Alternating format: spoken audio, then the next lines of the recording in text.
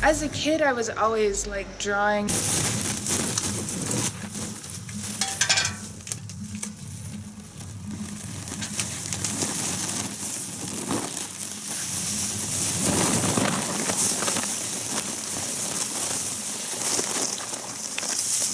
And how when, say, you touch a doorknob, you're objectifying your hand, but also because it becomes like an extension of the knob, but also the knob, you embody the knob.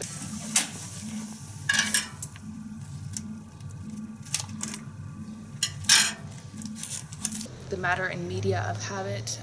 Precisely, it's looking at habitual scripts in everyday contexts.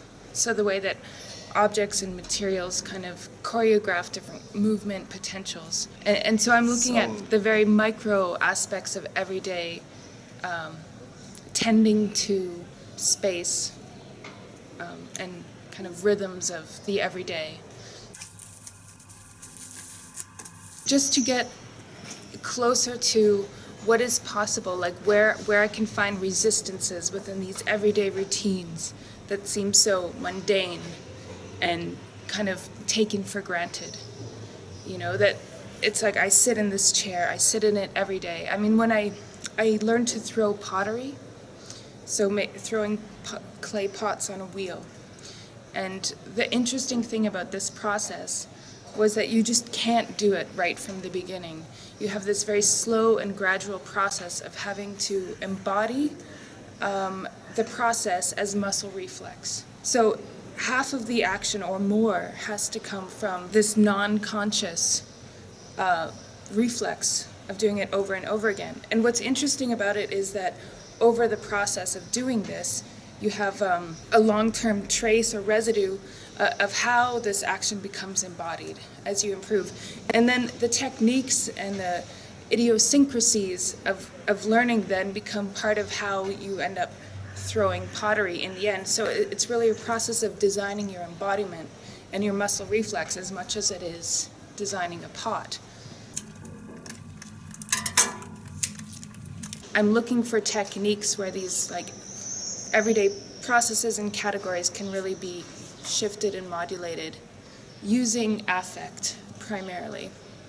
So that non-subjective kind of confrontation, like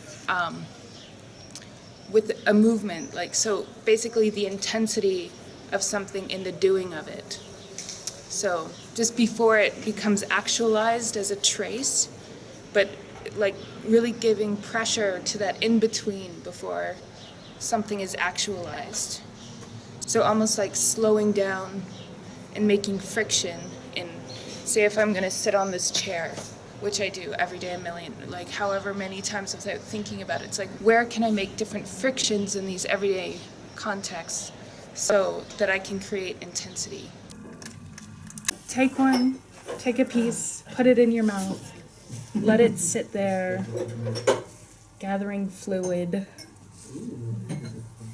gumming. In this exhibition context, I'm trying to use smell, the smell of chocolate, and the process of heating it and cooling it with tempering to kind of make this immediate kind of sensory experience, an affective experience, so that I can create different differentiations in terms of where the body is, where the encounter is with the audience. So in the audio track, there's these kind of, I describe some somatic processes, and you really hear different voice qualities, and there's a shifting verb tenses from the present and the past to the continuous.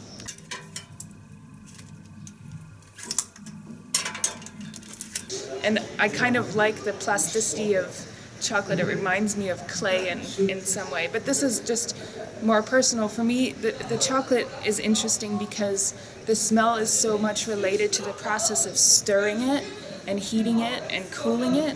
So you can have this kind of durational performance process. So the smell isn't just taken for granted.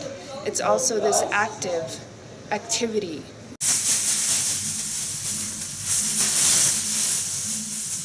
part of where this exhibition is coming from is I just spent a long time writing a paper on the affect of lining.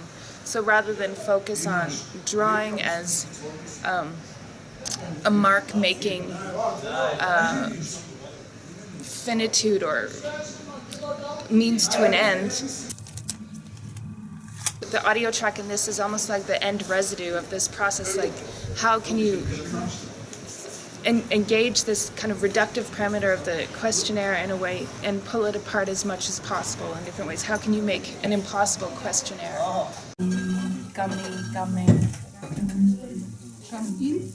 Gumming. Is it sticking in your mouth?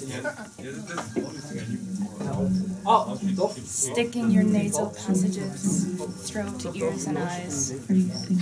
Are you sinking in it?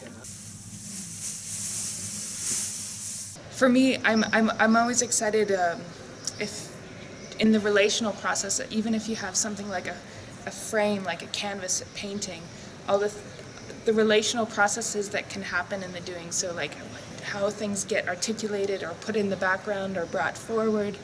I mean, this to me has always been like the most interesting thing about drawing or painting.